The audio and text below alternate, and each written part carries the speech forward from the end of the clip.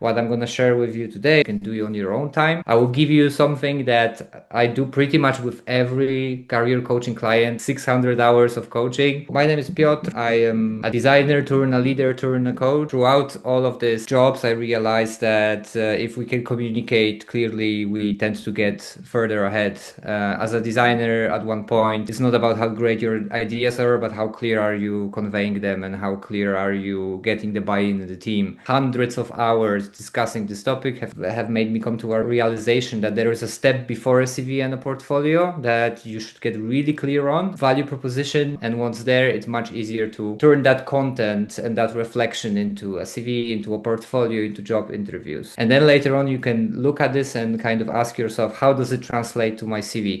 Does my CV tell the same story? Does my portfolio show examples of what I'm claiming to be able to offer? When I'm thinking of preparing for job interviews, are my answers in line with the value proposition I set up to do? We're going through unprecedented hard market right now, and the same rule applies. The clearer you are articulating what you can offer to a company, the higher your chance to be hired. And as a manager in my last two roles, the clearer I was in why should other stakeholders join me on this project and agree on the strategy I'm proposing, the clearer it was, the bigger the chance they would not veto it last moment. So I kind of realize a lot of the things that I'm passionate about are about clear thinking and clear communication and relationships. The topic for today is super important because I work through different leadership challenges in my practice, but as we're going through this unprecedented tough market, a lot of people are out of job and they are confused of what's happening, why it's so hard to get an interview. You can be really clear in your thinking, you can be really good in your narrative, but you really need to be able to listen and react to the other person. That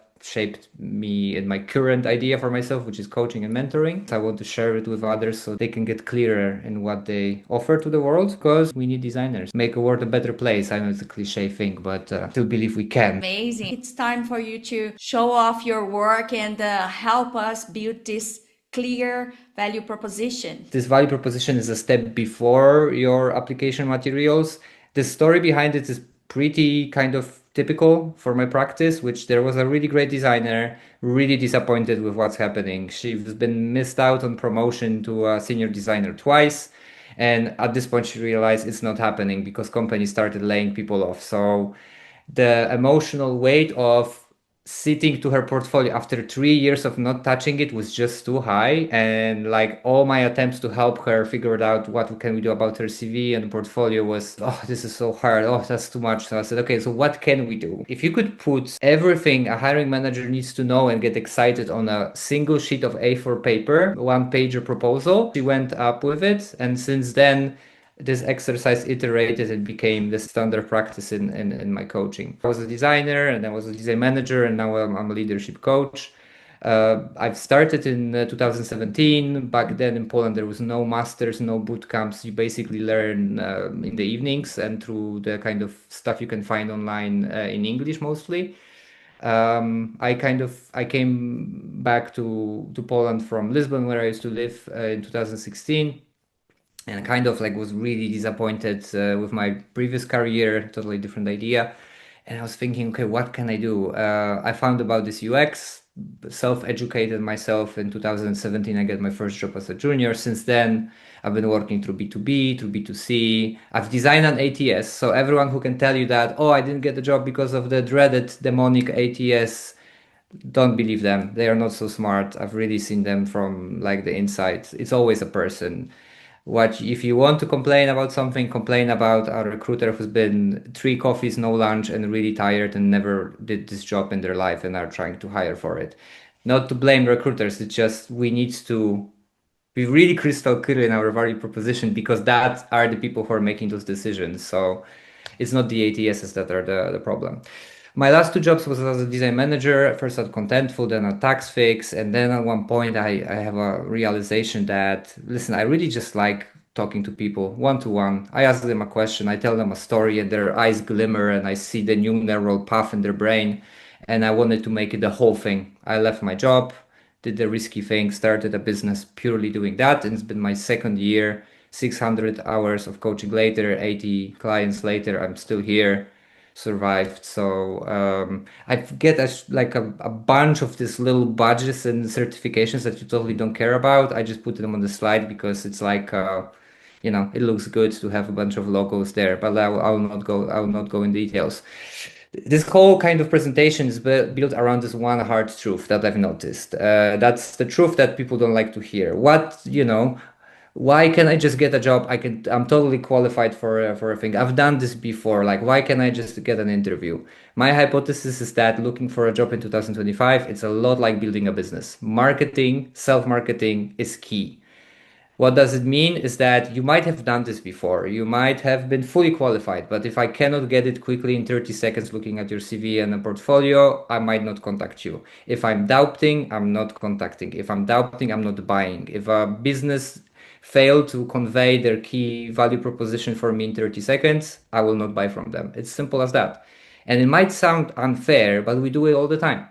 If I'm going on the street in Berlin and someone hands me a flyer and it's a product for pet owners, maybe it's a brush to brush your dog, I'm gonna throw it to the trash. Not because I hate dogs, I love dogs, but I don't happen to have one at the moment. So I'm not in the market of brushes for dogs.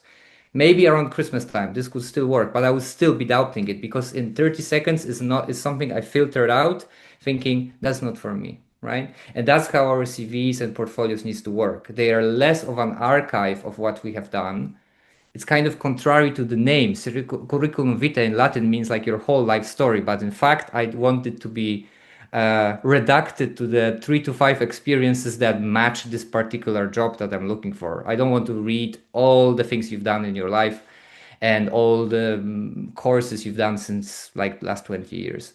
So I think that's the hard truth that helped me realize we need to be really clear in what do we offer, to whom, what do they get from it, how do we do it, what keeps us different from others.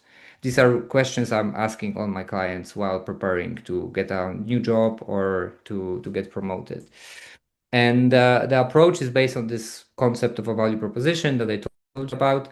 Why would you need one? Simply because everyone kind of knows that ChatGPT can agree with you on everything. It's a bit like my grandma. Like if I call my grandma and say, Grandma, I'm like really stressed about this business idea. I don't know, is it a good idea? She will agree with me and tell me it will work. She will tell me I'm great, that I have great ideas, and I will be rich and happy, and everything will be fine. That's like for me using AI agents. A lot of the times they tell you everything is possible. So if I see a job and I have my CV and say, ChatGPT, please magically one click, just tailor it for this, they will say, sure. Here's the thing. I move commas, turn them into periods. I use the 3 words that I see there. It's like, here's your new CV. Do you want a PDF with that? And that feels like I'm prepared. That feels I'm actually done something good. I'm actually in a good position. That guess what? Everyone is doing it. So we can always outsource the grammar and the execution of writing in English, which is rare, like might not be anyone's first language here in this room. But we should not outsource the thinking. So this exercise is one step before I even get my CV intact. It's purely about the narrative I would tell proverbial hiring manager and try to see whether there is a match. So the exercise is based on the concept of a one pager, as I told you before. So I will share all of this with you, but like imagine just, kind of limiting all of the distractions, taking a one page from the printer paper and trying to answer these 4 questions. First one is the dreaded question on every party. Who are you and what do you do? Hey, what do you do? It's a typical question, right? I am asked this every time I go somewhere, and people I say I'm a coach, and they ask, "What type of a coach are you?" Or what type of coaching do you do?" I used to lecture people for 30 minutes on different schools of thought in coaching and psychology and Carl Jung and this. The reaction, 0 clients, everyone roll their eyes and kind of doze off and think what they're gonna eat for dinner that night. The same happens when I was a hiring manager, hiring designers, and I asked them, "Hey, can you tell me something about your career so far?" And people opened the floodgates and they were talking and talking, and I did this and I did this and I did that, and I felt like I'm this character in the movie Whiplash. Have you watched this one? I have to do like, stop, please. I heard enough. That's never a good sign. If a hiring manager needs to stop you because you've been speaking for 7 minutes, it's not good. So you need to be very clear in one paragraph around your profile, about your experience, and about the sectors that you're working in. These are not things you have to involve, but they're good kind of placeholders that you need to think of, that you can think about. You can write something in 2 to 4 sentences just to kind of see whether there is interest. Think of this as a funnel. At the top of the funnel needs to be very wide. So when I was still a practicing designer, I was a form of a hybrid of a UX and a service designer. I never really touched UI very much, but I was really good at flow charting shit.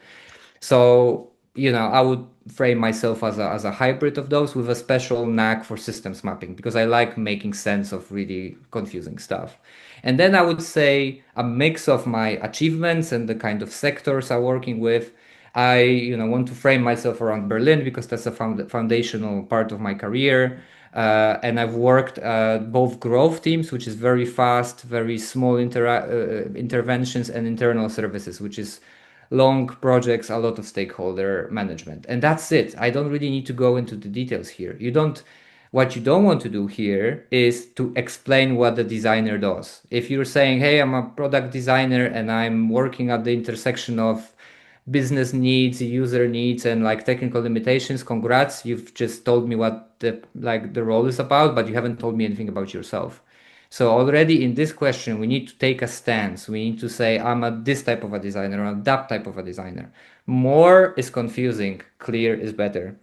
Once we get the top of the funnel, we go deeper into what distinguishes you from others. And that's usually when designers start to struggle. By the question number 3, usually people kind of surrender and we do a couple of back and forths before they finish. But already here, it might be hard to say, how am I different from other designers? You don't ever have to point at other people and say, oh, they are doing it wrong, I'm doing it right. That's not about it.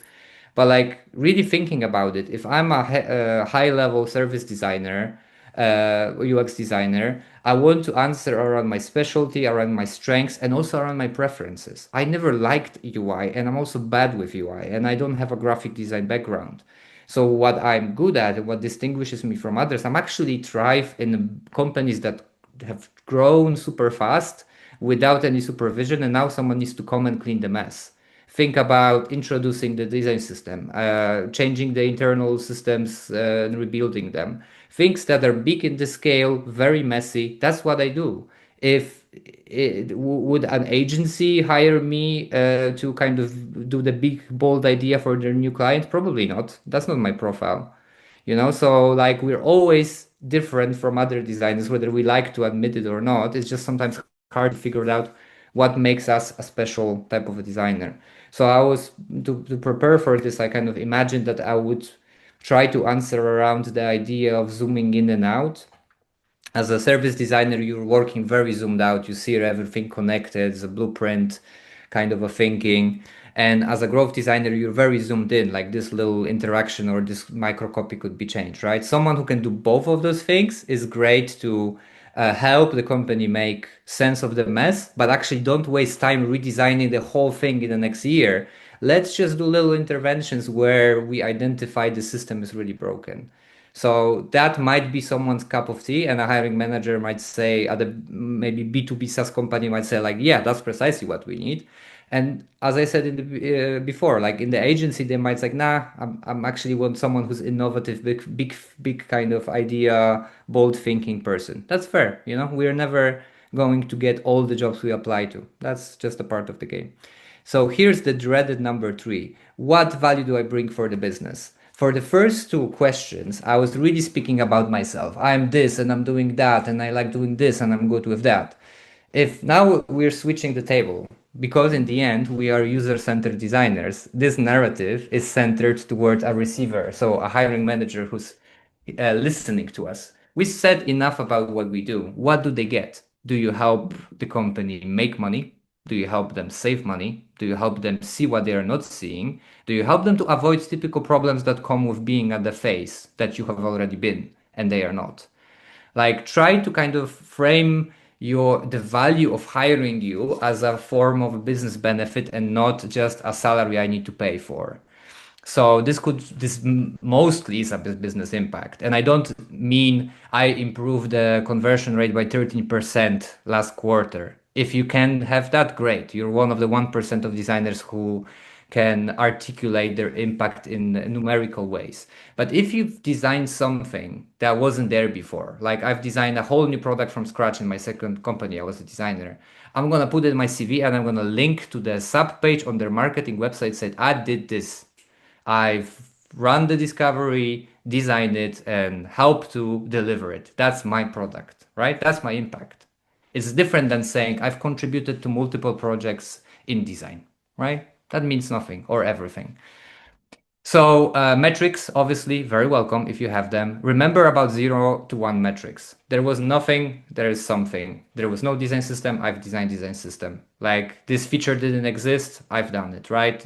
This feature existed, I've made it better. There was a 50,000 downloads in the first month after we released it, or 30% increase on engagement on blah. Try to kind of think where you have the metrics.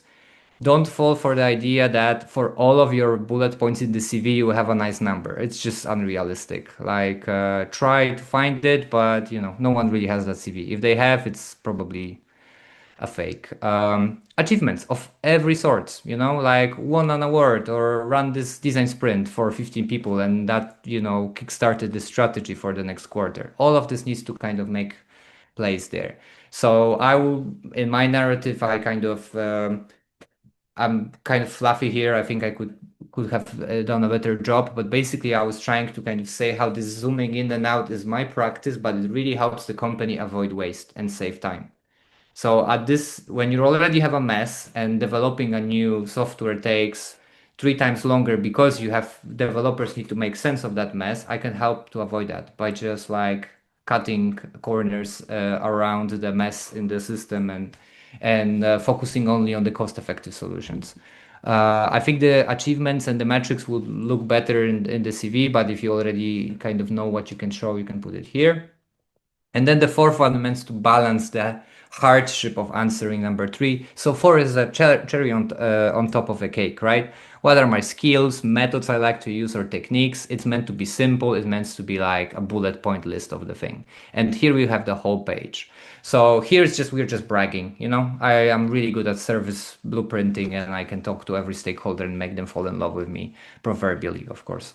That's it. That's the one pager. If we have that, we can already turn it into so many different things, including the kind of a basis of our portfolio. If I say that I'm different like this and I bring this value, what projects will I show in my portfolio to show evidence for that claim? So this is in kind of my approach. This document is a gateway to redoing all of your application materials from one consistent narrative, including preparing for job interviews. Because if I say I help companies prioritize right opportunities, if they would ask me, can you give me an example? What story will I tell?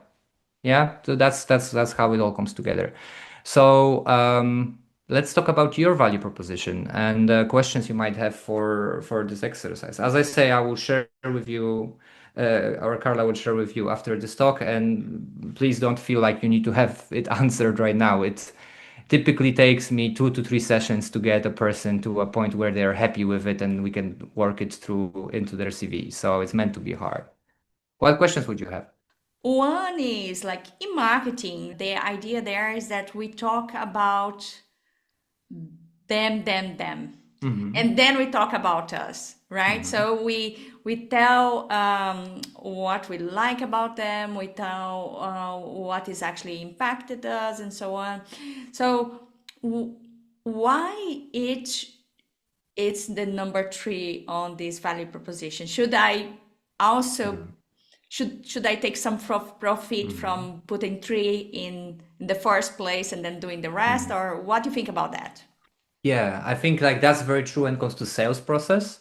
So all my sales conversations start with understanding the person. Once they feel, oh, he sees me. That's yeah, he's describing what I say.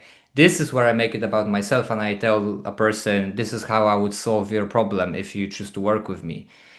That's the kind of the typical sales process. When it comes here, the reason why I put it reverse is because I think uh, out of this 600 hours of coaching I've did, I think a good half is with people who are really disappointed with the market right now, and they really want to understand what's wrong with them. The answer is nothing. There's nothing wrong with you. Like it's we like I'm really sorry to be the one saying it, but we are not unique in all possible ways. In terms of struggling to land an interview, we're all in the same boat. So to avoid people over fixating on solving this like a puzzle, there is no code to crack. So it's not about, okay, who's hiring, for what do they hire, what do they write in their job descriptions. Let me like create a CV that is just amalgamation of the right keywords. That might work actually to get an interview. The problem is what, well, you're gonna fail on answering the question, because like if I ask you what was the project you're most happy with and what was its impact for the company, the first time you're being asked this while not being prepared is a really terrible situation. And you're like, oh, yeah, I did a bit of that. That's why I suggest starting from you. We're taking what do you do, what distinguishes you from others, what you're good at, what do you know you have done to other people, and turn it into like a baseline understanding. And then once you're, let's zoom it all the way to like a hiring manager interview, which is usually a second or third stage, you're already pretty sure what you offer because you've write about it, you put a CV, you redo your portfolio, you maybe have told some of this to a recruiter, and maybe you've even done a task. So now it's a fair game. Both you and a hiring manager are screening each other. So now you can really listen to what they're paying attention. They might be like, oh, so actually the hiring manager said 3 times that this role you need to be really good at stakeholder management.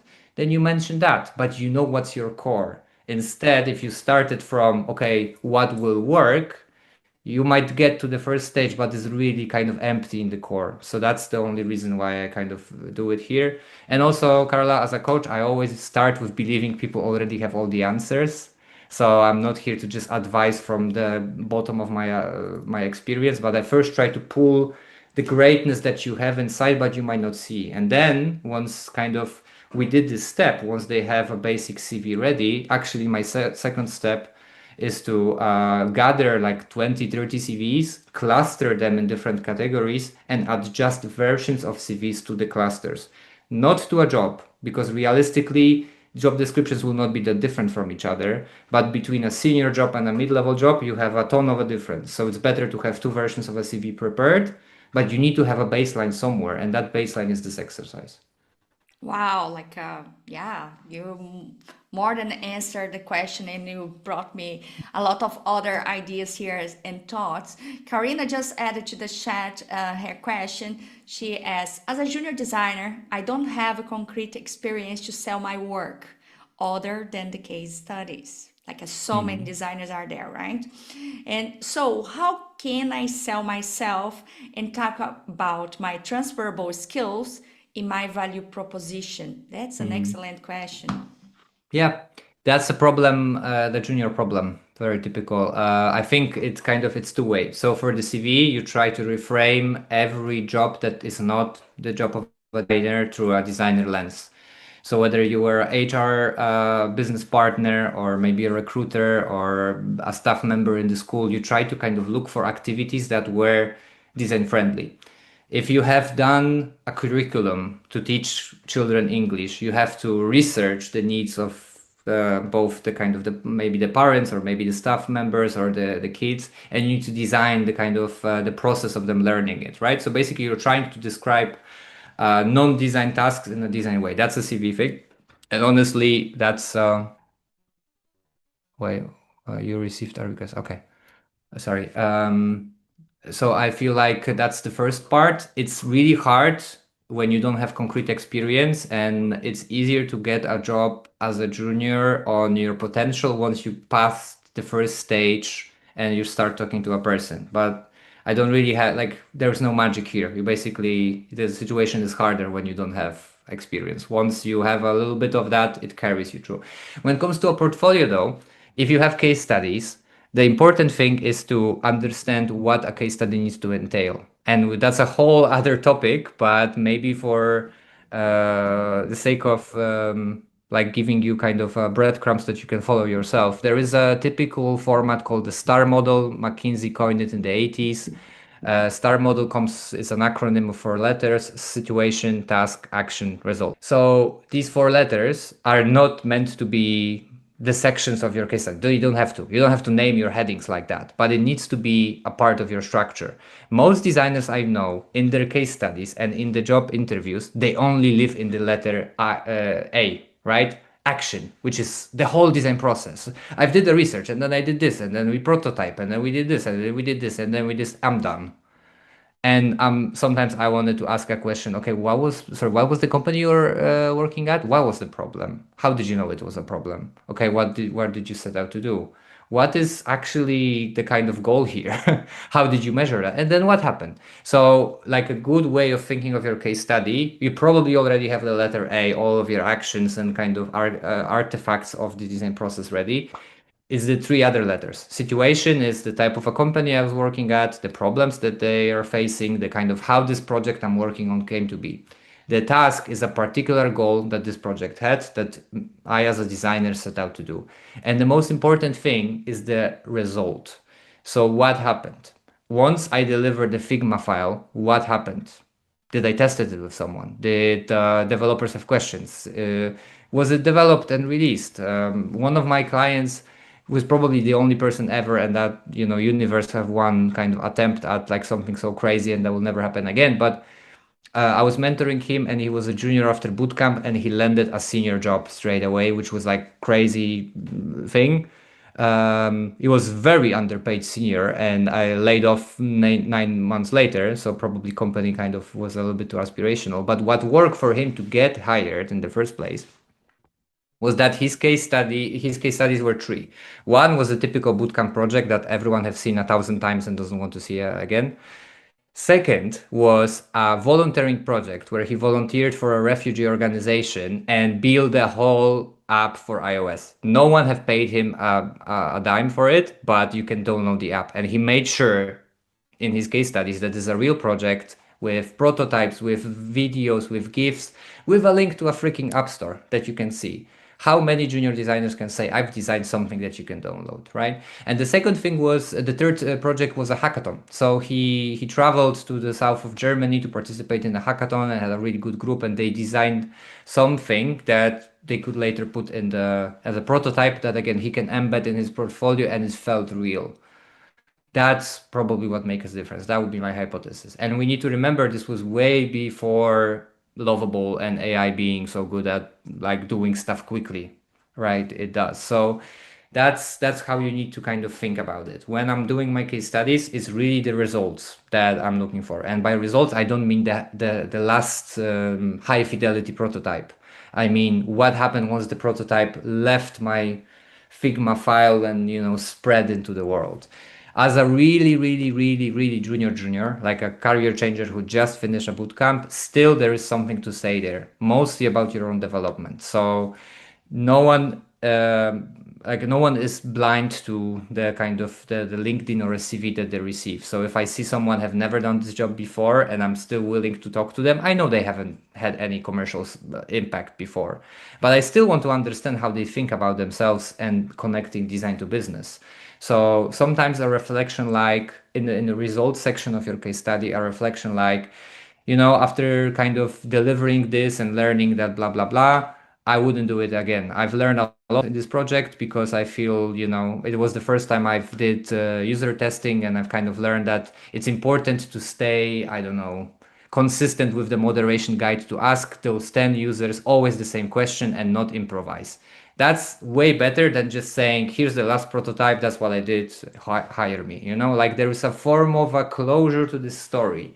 It starts with the state of the world at large, which is the situation. It goes deeper into that was the challenge. It goes through all the steps of solving a challenge, but it needs to say something at the end. Every good fairy tale says, and they live happily ever after they slain a dragon and freed the princess or whatever, right? Like it needs to say something. So you might not have a beautiful metric like 13% conversion rate, but if you really think about it, there might be something that you can say there, even if just something you've learned. I've learned how to work with a front-end developer in a way that created a really good tag team, or we delivered this, or this presentation was a big success with the stakeholders. We really have to get this experience somewhere, but I bet there is more than just like a grid of Figma screens that you can show in your case study. All right, so we have another question here in the chat. Has asked, what are some effective ways to deeply understand user needs in order to build a more authentic and compelling value proposition, especially in sensitive fields like healthcare? If I understand the question, it's about building value propositions so you can get hired in healthcare, because that's what the whole presentation is about, right? It's not about solving user problems in the healthcare, but like if I wanted to be competitive in healthcare, I would look at especially maybe if I don't have a healthcare experience, is what makes healthcare specific. Archetypically, if we take healthcare and we move one step forward, it's an industry or field that is heavily regulated. It's very critical and high stakes. Like literally making mistakes means people die, right? It's going to be a lot of stakeholders. It will require a lot of subject matter expertise because most designers were in healthcare are not doctors or medical professionals. So if you look at all of those things, I would try to kind of build a narrative, value proposition, CV, and a portfolio around me working around those projects. If I have worked in fintech, I would put emphasis on high regulation, big stakeholder management, and a big cost of making a mistakes, and me working around those things to convey that I have experience in the type of projects that healthcare tends to be giving, right? It's all the current market favors people who have done the particular thing before. So your best chance being hired is to being previously hired by a competitor, which is very unfair. But your best bet in transferring from one sector to another is trying to meet one step higher into what makes those two, the thing I've did and the thing I want to do, close to each other. As a junior especially, or as a kind of like someone entering a new industry, unfortunately a lot of this is aspirational. So if I would now want to become a graphic designer in sports brands, I would have to spend my time in my free time to building kind of projects and volunteering and going on hackathons to build something around sports, because my current portfolio would show you all the B2B software tools which have nothing to do with sports. And that's a lot of work, but hopefully we have like the next 30 years of career ahead of us. So there's everything that's worth something in life requires some effort. Yeah, thank you. So the thing is, like, I work for a service-based company, and that was more or less into a low-code, no-code platform. And I had very little opportunity to work on that, on UX roles and the UI role. But for the first 3 years, I worked for one fintech client. Full-fledgedly, I did utilize and working on interacting with the users and doing a little UX research activities, as in like focus group sessions and user interviews and all. That has actually benefited me a lot in that part. The thing is like now, and all the entire product was related to an internal application within the bank. So I'm not sure of like we can actually share these details here in my portfolios because there are NDAs tied up with that. So I'm a bit concerned on like how I can actually present them. Although I have just roughly just stated like I've done so and so things, but I do not have clear metrics of like how the conversions have actually been done, because majorly the VAs in the project are actually involved in most of those activities, and UX is not aware of these things. Yeah, I hear you. And that's a typical challenge when it comes to service-based companies. So it's a difference between getting a portfolio ready for a product company, an agency, or a service company. So majority of my kind of clients work in product companies. So this is where we put like metrics for product. But especially if you're interested in staying in the service company, then a portfolio needs to do two things. First, it needs to mention the big logos and the kind of business impact that service companies care about. What McKinsey, Frog, all of the creative agencies are caring about is landing a big client, delivering a custom software to them, and then moving to another client. So It's really important to have a social proof on the portfolio tailored for this, because it's really not the business impact on in terms of particular metrics in one product over a long period of time, but rather like I work on these three big brands, Coca-Cola and something, which this portfolio implies I can, if you hire me, I can help you support more big logo clients like this. When it comes to NDAs, there's no way to go around it. I really don't advise like portfolios and stuff like that. Like the cost of making a legal mistake here is too big. So unfortunately, signing an NDA, the moment you sign it, you need to be clear. If I want to show this project again, I need to redo the whole UI and make it different color and different name of a brand. Unfortunately, like you need to be able to show something. Like the hiring manager interviews I have with people who I asked to present a case study, and they told me, actually, I cannot show you anything that I did at Deloitte because that's NDA. Here's my Behance, where like the shortest interviews I ever had, and I thank them for their time, but I cannot hire someone purely on the saying I've did something I cannot show you, I'm sorry. Like, that's our responsibility as designers, to present something to back us up. If a CV is a claim, I claim to be really experienced designer doing this and this and that. A portfolio is evidence. We need to Yeah. find that thing. So unfortunately, it's extra work to, after you sign an NDA, to redo everything, reframe it, not mention a bank. Sometimes it's about changing a color, sometimes it's about changing the thing. Thankfully, Figma make Lovable and everything makes building basic layouts super easy, like even after feeding a screenshot. And if you don't have product metrics, I would like focus on the typical service company case studies, more about like this. I came here, this is the before state, as you can see, and then you mark it maybe in with red or something, like the filtering is not there, this doesn't work there, this, and then you show up after, and then you describe your process of how you go from before and after. A lot of the times in service companies, you came in to improve existing situations or build something new, and all of your impact will be based on a narrative of like of your expertise. Like I've came here, I identified these top 5 things were problems, here how I solve all of these problems. And then if you have talked to some people, maybe you've tested it internally with stakeholders and you have something to show, this is where you bring. It's a much harder and different type of a challenge when you're working within the service sector, but yeah, it's possible. In the end of the day, the hiring managers that are looking at your portfolio are trying to answer one question only, which is like, can I trust this person with the projects I have? They know what projects they have. They don't know, can you handle it? So if you can present your past work through the lens of, I can handle similar situation, and you have just enough visuals and case studies to show them, that builds trust. That makes them feel like maybe I could trust that person. It's a bit long-winded thing at the end of the presentation. Sorry, like it's slightly different than my focus was for this presentation. Also because the most typical case I work with is someone working for a startup that is building their own product. I hope that Okay. answer at least a bit. Yeah, that's all good. So I did actually try to get interviewed by one of the product side. Since I had the same issue of it, where I couldn't clearly show the entire portfolio of it. So I did tell them the process which I went through. So would that not help in going through for it?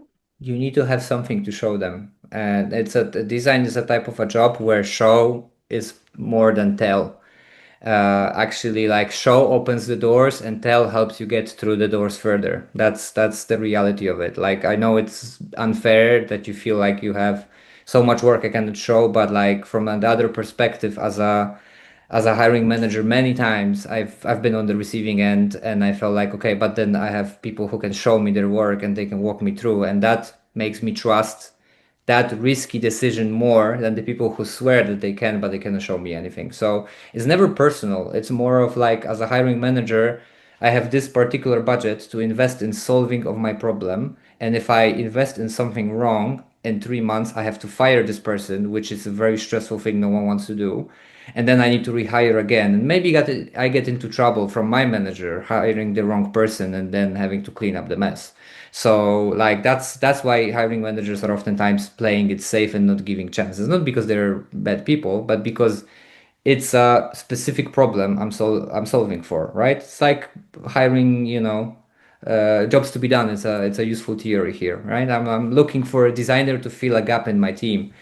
Yeah, I need to see something, like just that as simple as that. I know it might be unfair, but you need to have a portfolio to show people. Otherwise, you might not get interviews. So invite you if you want to contact me. There is a contact form under this QR code. You can tell me a bit more about your situation. If that's something I can just provide advice through an email, it's fine. I will reply. I'm a human and there's not a paywall there. But if you want to work through a bigger challenge, maybe working towards a job and you're willing to invest both time and resources in that, you will find everything on the website. Once you know that this is a type of service you will be considering, then we can schedule a 30-minute conversation and kind of see how we could work together. Was really amazing to have you here. I am so glad you came. We saw the 4 questions we should start thinking about now, and I already have them on my notebook here. I think that's really important to take note. And I hope to see you in the next Hub Meet. We are going to meet in a couple of weeks. We are going to talk about how to sell your services without being salesy. Maybe I will show for this one. Cool, right? Yeah. So join us, Piotr, to learn Sure. with Peggy next time. It will be on August 7th. So I hope you all have enjoyed. See you in the next one.